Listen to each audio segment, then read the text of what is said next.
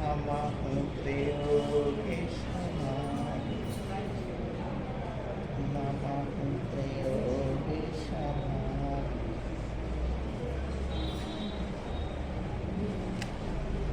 नमो अरिहंताय नमो सिद्धाय नमो आय्या नमो वज्रया नमो लोई सौंदसा तारी मंगलम हरिहंता मंगलम सिद्धा मंगलम साहु मंगलम केवली पन्नतो धम्मो मंगलम चत्तारी लघुत्तम हरिहंता लघुत्तम सिद्धा लघुत्तम साहु लघुत्तम केवली पन्नतो धम्मो लघुत्तम चत्तारी शरणं पहुँचा हरिहंते शरणं पहुँचा सिद्धे शरणं पहुँचा साहु शरणं पहुँचा केवली पन्नतम धम्मं शरणं पहुँचा देवादिदेव आदिनाथ भगवान की जिन शासन नायक महावीर स्वामी की मानतुंगाचार्य महाराज की आचार्य गुरु विद्यासागर जी महामुनिराज की परम पूज्य मुनिवसी चुमन सागर जी महाराज की समस्त आचार्य स्वामी अष्टानिका महाप्रभु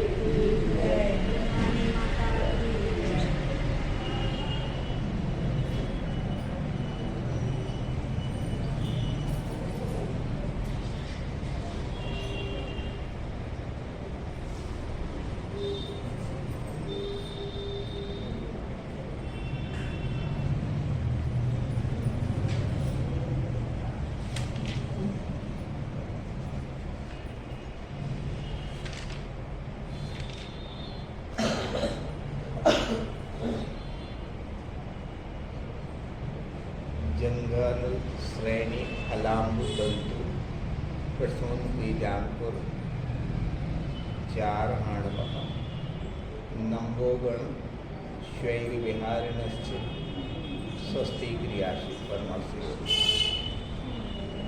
जंघा अग्निशिखा श्रेणी फल जल तंतु पुष्प बीज और अंकुर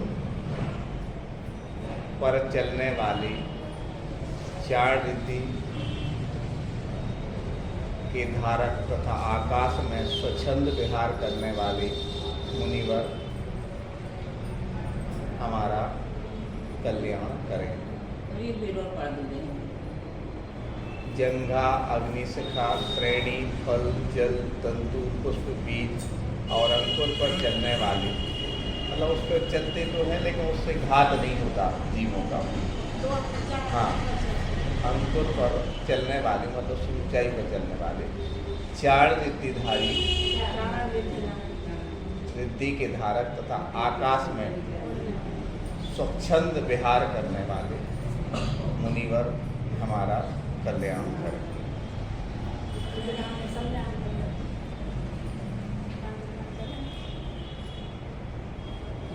हम सुखी हैं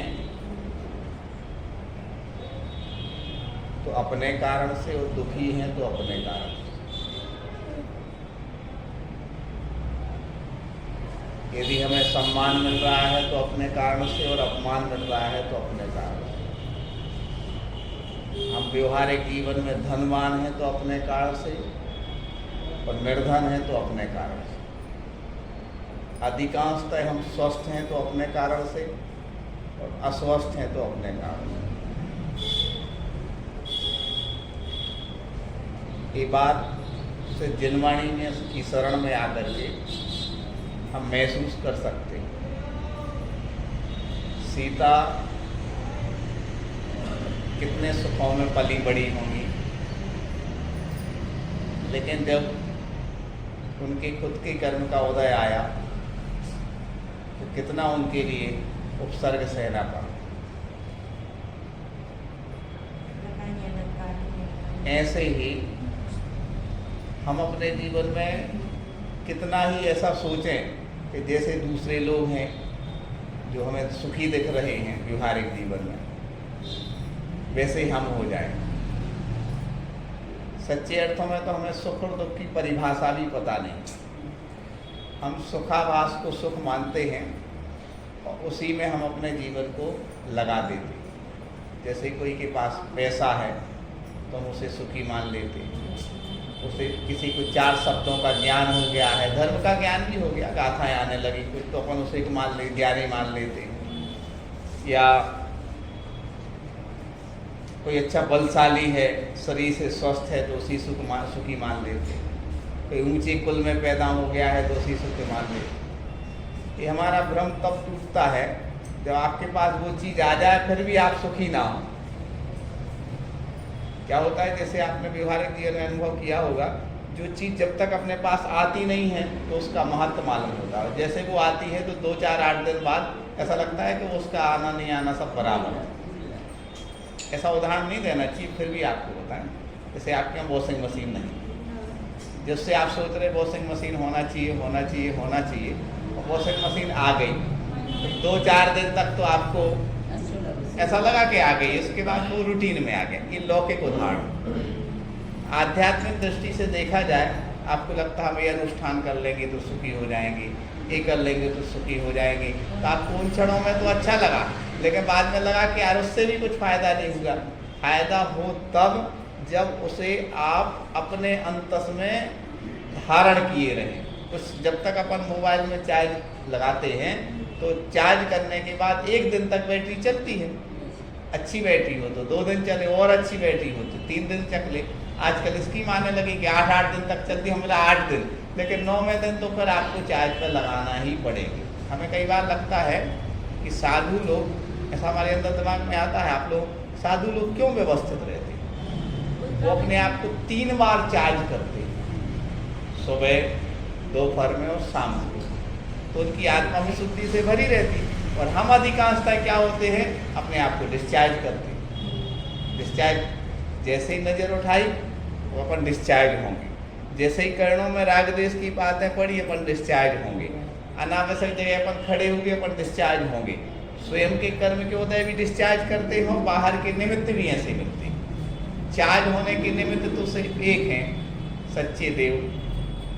सच्चा शास्त्र भी है, यदि आचार्यपीढ़ी शास्त्र है, और ऐसा शास्त्र है जिसमें मन की बात नहीं कही गई, क्योंकि आजकल तो मन की बात वाले शास्त्र भी मिलते हैं कि जिसका जितना सोच का स्तर होता है उस हिसाब से वो उसका अर्थ लिख देता है। तो शास्त्र आचार्यपीढ़ी शास्त्र, वो भी कई बार क्या होता है शास्त्रों में, हमने 2-4 जगह उदाहरण देखे हैं। जैसे एक जगह हमने पढ़ा था, एक शास्त्र था, उसमें बताया गया था कि भक्ताम्बा जी स्तोत्र जो हुआ है वो सिर्फ बाहरी भक्ति है, आंतरिक भक्ति तो आपके विशुद्धि से आएगी।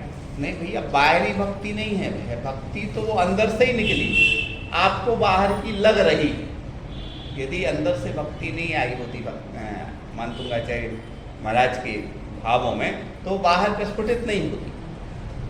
ये कहना नहीं चाहिए। आजकल होने लगी है बाहरी भक्ति, आजकल ऐसी होने लगी, अपनी कविताएं लिख देते, अपने गीत लिख देते, यहाँ तक कि अपनी पूजन भी लिखी जाती। हम ये नहीं कह रहे बुरी हैं, लेकिन जो पहले के आचार्यों ने जो पूजन लिखी है उनका अर्थ तो देखें पहले। उनका अर्थ निकालने में आपको पसीना आ जाएगा। आपके अर्थों में तो सीधा सीधा आता है, लेकिन उनके अर्थों में उनको इतने ज़्यादा डूब चुके थे, उसमें इतने ज़्यादा डूब चुके थे आचार्य। इसलिए हमें पूरी कोशिश करना चाहिए कि आचार्य प्रणीत बातों को स्वीकार करना चाहिए। उससे क्या लाभ होगा? वो स्पेशलिस्ट हैं। वो डॉक्टर, जैसे अपन किसी डॉक्टर को दिखाते हैं तो किसको दिखाते हैं? उस डॉक्टर को दिखाते हैं तो उसका स्पेशलिस्ट, कोई ऐसे सामान्य डॉक्टर को नहीं दिखाते। ऐसे ही धर्म की बात भी हमें सुनना तो सबकी चाहिए, लेकिन अपने सम्यक की कसौटी पर उसे कसना चाहिए।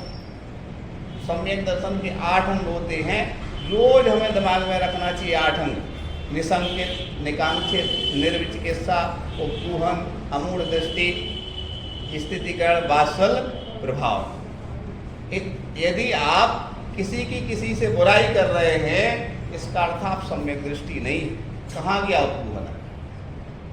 कोई यदि गिर रहा है अपने मार्ग से, उसको संभाल नहीं रहे लेकिन 4 लोगों से चर्चा कर रहा है, कहाँ गया स्थितिकरण? कोई भी मंदिर मिला और अपन ऐसे धोख दे दी, कहाँ गया अमूढ़ दृष्टि? भगवान हमारे बेटे की अच्छी जगह शादी हो जाए, कहाँ गया निकांक्षिता? हमारी बेटिया सुखी रहे, कहाँ गया निकांक्षिता? बड़कुल जी का मंदिर है, कहाँ गया निसंकेता? या गोराई जी का मंदिर है, कहाँ गया निसंकेता? वीतराग त्रिलोकी देव का मंदिर है। अब आपको लगेगा कि सर ये तो व्यवहारिक जीवन में नहीं चल सकता। हम आपसे यही तो कह रहे हैं, तो या तो व्यवहार में जी लो या जीवन में सुखी हो लो, या तो आप व्यवहार रिश्ते इतने निभाए हमने आपने, आप उसकी कल्पना नहीं कर सकते।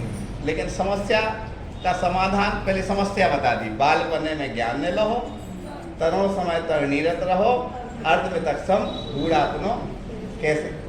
एक बुंदेलखंडी में कहावत है, या तो गाल फुला लो या हंस लो, ऐसा कुछ कहते हैं। दो ही चीज एक साथ नहीं हो सकती। ऐसा ही संसार के जो जितने प्रपंच हैं, या तो आप उसमें रह लो या सुखी हो जाओ। सुखी होने के लिए क्या करना पड़ेगा? सुखी लोगों को देखना पड़ेगा, सुखी लोगों के साथ रहना पड़ेगा, सुखी लोगों जैसे अपन को आचार विचार बनाने पड़ेंगे। सुखी कौन है? वीतरागी, वे ही सबसे सुखी है। बाकी संसार में रहने वाले लोग जाने अनजाने में थोड़े से राग द्वेष में, यहाँ तक कि ऐसा कहा गया है कि साधु तक की ये बात कही गई है कि चाह लंगोटी की दुख भाले, यानी एक लंगोटी की चाह भी दुख देती। फिर अपने लिए कितनी उलझने हैं। लेकिन इसके बीच का भी अपने माँ जिनवाणी ने क्या दिया है? एक रास्ता दिया। आत्म को सुख सो आकुलता बिन। यदि आपके अंदर आकुलता है तो ऐसा मान के चलना कि आपको 3 लोग के नाथ भी सुखी नहीं कर सकते। सबसे ज्यादा व्यक्ति को क्या सताती है? लोभ कसाय। लोभ पाप का बाप। जितने लोग परेशान हैं लोभ के कारण, यहाँ तक कि हमें कहना नहीं चाहिए एक महाराज जी का पड़धान कर लिया, 2 का और कर लो, 3 का और कर लो, और इतनी आकुलता है। विशुद्धि तो अच्छी है, भावना तो अच्छी है, आपकी निर्मल भावना है कि कई शादियों के हार हो जाए, ये तो अच्छी है। लेकिन आकुलता में चीटी नहीं देख पा रहे आप, आकुलता में यहाँ कलश गिरा रहे हो, आकुलता में जो महाराज जी को आहार चौका में हार दे रहा है उनका पूरा ध्यान नहीं रख रहे, दूसरे के तो उनके भी एक बार आहार होना, कैसे होना, किन परिस्थिति में होना है, एक मतलब बहुत गहरी बात कर रहे हैं आपसे। ये भी कहीं ना कहीं लोभ है, अच्छी धर्म का लोभ है। लेकिन धर्म के लोभ में भी कभी बार हमें इस बात का ध्यान रखना चाहिए कि विशुद्धि नहीं बढ़ रही। 1 जाप देने, फिर 3 और देने, फिर 5 और देने, फिर 11 देने, फिर 1,18,000 देने दे ली। भैया हम मान रहे हैं, इसको अच्छा मान रहे हैं, लेकिन 1 जाप इतनी विशुद्धि से दे लो कि आपके 23 घंटा में जो कलह और हैरानी है उससे थोड़ी शांति मिल जाए। लेकिन ये बात अपन को समझ में नहीं आती। अपन लौकिक क्षेत्र में भी खूब लोग करते हैं, 1 दुकान खुल जाए, 2 खुल जाए, 4 खुल जाए, 10 खुल जाए, और वही आत्मा मंदिर में आती है तो 1 पूजा हो जाए, फिर 2 और हो जाए, फिर 5 और हो जाए, फिर 10 और। आदत ऐसे ही आप देखना, कोई अध्यक्ष बने हो तो मालूम क्या सोच है, 30वीं मंजिल और बन जाए, फिर 4थी, घरे भी 5वीं मंजिल बनाई है, 5 मकान बनाए, 5 फैक्ट्रियां बनाई, तो वही आकर के क्या करता है आदमी? धर्म में आता। लेकिन लोभ को हमें पूरी कोशिश करना चाहिए कि कंट्रोल करना चाहिए। कैसे कंट्रोल होता है उसको हम आपको बताएं और वाणी को विराम दें। क्या होता है, आप खुद अनुभव करना कि आप ये सोच के आए कि हमें सिर्फ इतना करना है, तो बहुत विशुद्धि पूर्वक वो होगा, और उसकी क्वांटिटी आप बढ़ाओगे तो विशुद्धि कम हो जाएगी।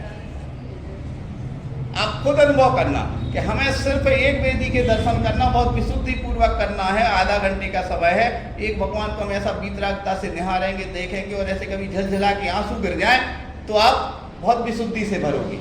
और 11 वेदियों के दर्शन करना है, चावल चढ़ा दिए जल्दी, तनक और होते, हम उसको गलत नहीं मान रहे, लेकिन एक गड्ढा आपने यहाँ खोदा 10 फीट का, वो छोड़ दिया, 10 फीट का गड्ढा पर यहाँ खोदा, वहाँ छोड़ दिया, ऐसे 10-10 फुट 50 फुट के गड्ढे खोद दिए, पानी कहीं से नहीं निकला।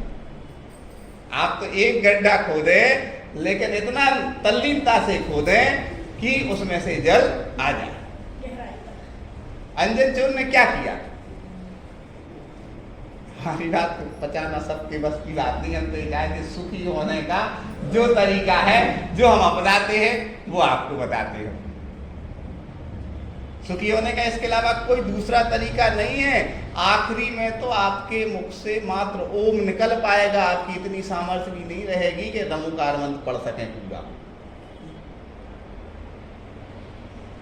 रमुकार मंत्र भी नहीं पढ़ पाओगे आप, क्योंकि शरीर की क्षमता आप देखो ना, चपक जो होता है ना, संलेखना होती है, धीरे धीरे करके उतनी इतनी शक्ति क्षीण होती जाती है कि ओम नमः शिवाय तक, आखिरी में ओम तक स्थिति बनती है। वो बिल्कुल अमृत है, आखिरी चीज अमृत है। आप देखना, जितने भी सफल लोग होंगे, जैसे आचैसी आएंगे ना, आचैसी का एक उदाहरण सुना। आचैसी के पास बहुत सारे ग्रंथ कोई लाया, हमने एक दिन और बताया था, इतनी सारी ग्रंथ उन्होंने किसी महाराज ने भेजी। आचैसी ने देखा, अच्छी बात, अब लोगों ने कहा कि आप इसको देखना। तो आचैसी ने कहा कि हमारे पास निश्चित आंखों की ज्योति है, तो निश्चित श्वासें हैं, अब तो सिर्फ हम वही ग्रंथ पढ़ेंगे, सुनेंगे, देखेंगे जो हम उसको आचय पीड़ित। क्यों? कई बार आप दादी लोग क्षमा करना, बहुत से दादी लोगों की ऐसी इच्छा होती है, अब नाती को ब्याह देख लेते, नातन को ब्याह, इतनी पगले आई, मतलब दिमाग में ऐसा लगता है कि कहाँ गया धर्म, अनादिकाल से इतने नाती रहे, इतनी। क्या होता है कि व्यवहार में यही समझा जाता है, सुख व्यवहार का सुख यही समझा जाता है, लेकिन अंतर मन से देखें अपन, क्या जोन के संगे अपने पूरे जीवन बिताया, वो पति अपने साथ नहीं रहा, जोन हो पाल पोस के बड़ा करो, वो बड़ा हमारे हिसाब से नहीं चलते आए। अनादिकाल से जो संस्कार रहे हैं, लोग अपने अपने जीव अलग अलग जाएंगे। यदि हम इन सब चीज़ों में उलझे रहे ना, तो बाद में आपको क्या होगा, जब मृत्यु आएगी, जब बड़ी घबराहट होगी आपको। एक वो थी, कई बार ऐसा लगता है, उदाहरण सुना दें, उनके पति खत्म हो गए थे, बहुत डेथ हो गई थी, मतलब ऐसी परिस्थिति में डेथ हुई थी कि उनके कारण उनको बहुत दुख था। किस बात का दुख था? पति के वियोग का। इतना वियोग था कि हद से ज़्यादा। तो ऐसा कहते हैं कि फिर उमासागर महाराज जी ने वो एक शंका समाधान, उसका समाधान किया, तो वो देव बने होंगे। तो ये भी मर के कहाँ गई? देव बन गई। तो कहते हैं कि वहाँ कहा पति से कि तुम्हारी पत्नी आई है ऊपर। तो पति कहता है, वो ज्ञानी था जो देव बन गया, कि कौन से जन्म की पत्नी जा बताओ, अनंत जन्म लिए और अनंत पत्नियां बनी। ऐसा कोई स्थान नहीं है जहां अपना जन्म नहीं हुआ। अब इनसे अपन को क्या सीख लेना? यही सीख लेना कि यदि सुखी रहना है तो हमें कम काम करो लेकिन विशुद्धि पूर्वक करो, कम बोलो लेकिन विशुद्धि पूर्वक बोलो, कम चलो लेकिन विशुद्धि पूर्वक चलो। इससे क्या लाभ होगा? इससे लाभ होगा कि आपकी क्वालिटी, देखो क्वालिटी कैसे बढ़ती है। देखो एक आपको उदाहरण सुनाए और वाणी, हमने कई बार अनुभव किया इस चीज़ को कि अपने पास 10 मिनट है। कितने मिनट हैं आपके पास? 10 मिनट। और 10 मिनट में हम क्या कर, अभी नहीं 10 मिनट, अभी तो 2-3 मिनट हैं, उदाहरण बताएं 10 मिनट। तो 10 मिनट में अपन क्या कर सकते हैं? बड़े मंदिर जी के भी दर्शन कर लो भैया, बड़कुल मंदिर जी के भी दर्शन कर लो, और पीछे वाली रास्ता से गाड़ी से चलो तो मलैया मंदिर के भी दर्शन। क्यों पगले आई में लगे हो भैया? 10 मिनट में अच्छे आराम से अच्छे देख के सीढ़ियाँ चढ़ो, कोई चींटी का घात नहीं हो जाए, आराम से विशुद्धि पूर्वक एक मंदिर जी में खड़े होकर के भगवान से कहे, भगवान आप तो वीतरागी परम उपदेशी हैं, सिद्धालय में विराजमान हैं, और हम संसार में भटक रहे हैं। इतना पुण्य कर्म का उदय भगवान कि हम आपकी शरण में आ गए, अति पुण्य। और ऐसे कहते कहते नरक निगोद के कष्ट याद करो, ऐसा लगे कित निगोद कित नार की कित प्रियंच अज्ञान, आज धन मानुष पायो जिन वर्था ना। ऐसे झरझर आंसू गिर के ऐसे नमन हो जाए ना, इतनी विशुद्धि इतना सुख मिलेगा कि तीनों मंदिरों के यही दर्शन हो गए और तीनों लोगों के दर्शन हो गए। बोलो महावीर भगवान।